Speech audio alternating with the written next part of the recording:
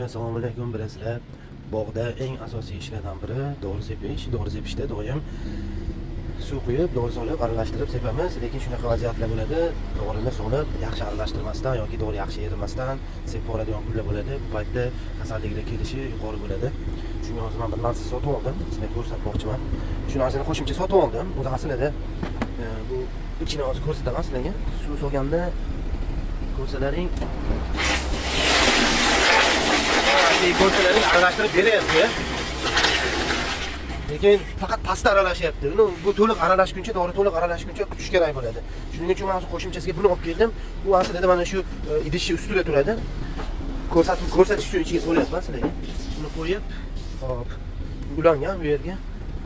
Bu ham ichidagi ham aylanadi, qo'shimchasiga dunyoda kiradi.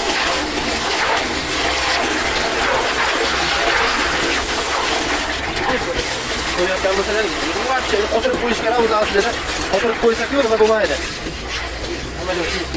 Qotirib qo'ysa chotki bo'ladi o'zi. Nima deysizlar? Zo'rmi yo zo'r emasmi?